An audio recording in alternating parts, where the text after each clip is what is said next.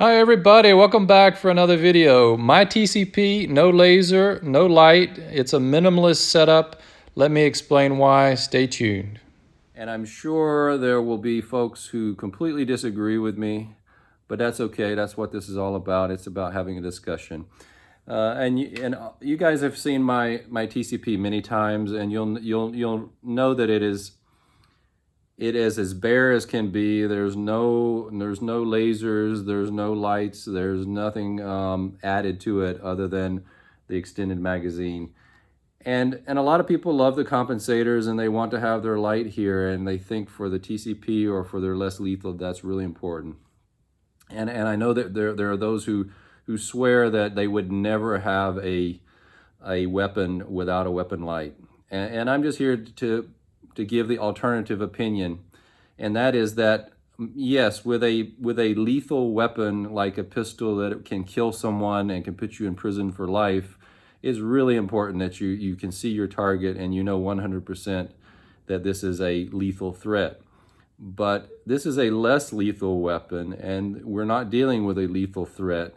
And so having a light, to me, is an option. It's certainly nothing wrong with having that if you want to do that. But I prefer to just use a separate flashlight. And I know that it takes two hands to do that. So that's already could be considered a disadvantage by many. But using this approach like this, I find works just fine.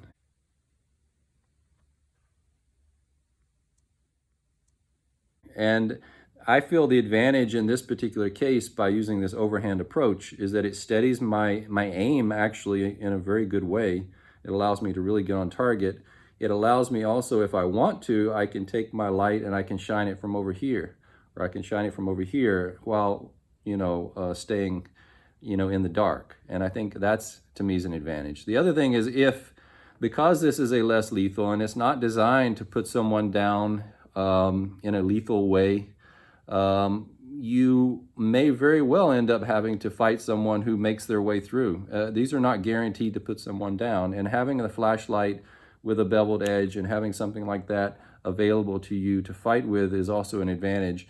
That little light that's right here is not going to do you a lot of good if they make it to you and you have to actually fight. That's where having the flashlight in hand is also a big advantage.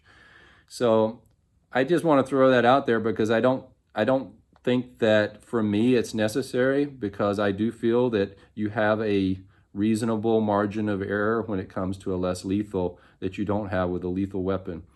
You don't have as critical of a decision-making process. You can fire in the dark if you have to, and you don't have to perfectly see your target.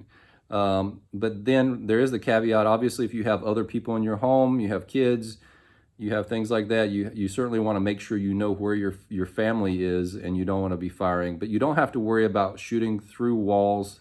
I know that these things can be shown to go through thin drywall and other types of things, but in general, it's going to go in the wall. But by the time it comes out the other side, it's really not going to do serious damage to someone.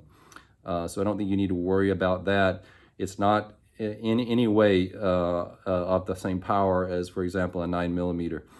So just keeping that in perspective, you don't need the same tools on a less lethal, in my opinion, that you need on a firearm.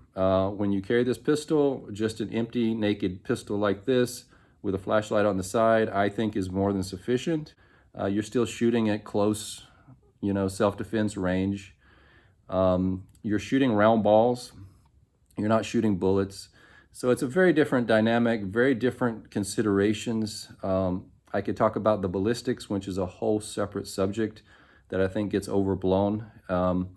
You don't need to treat these the same way that you do a firearm. It is good that they are designed to look like a firearm. It is designed that they have a lot of the same common features.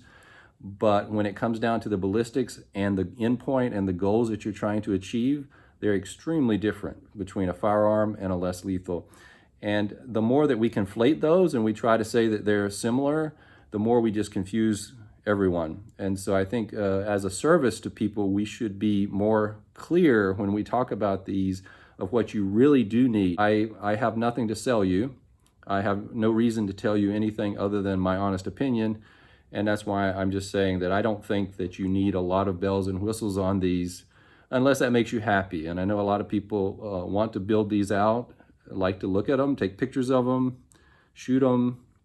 But at the end of the day, this is just a tool, black tool that I want to use. And that's why I keep it just like this. That's exactly what I want. I don't want anything flashy. I just want it to look like it's a nice wide bore, look realistic, and I want it to have power. But beyond that, I don't really care about, you know, souping it up with other things. And so that's just my word for the day. And I know that there'll be a lot of people who disagree, but you know, give it some consideration and think about the reality and the practical need for everything that you purchase for your less lethal, and think about whether, is this something that I want or is it something that I need? And a lot of times, the more things that you have and the more gadgets, the more things that can break. The more things that can break, the more you're going to get distracted in a stressful situation. If it's just simple, pull the trigger, aim using these types of sights, I don't think you can go wrong. So just think about that as you develop your less lethal strategy in the future. So until next time, everybody take care.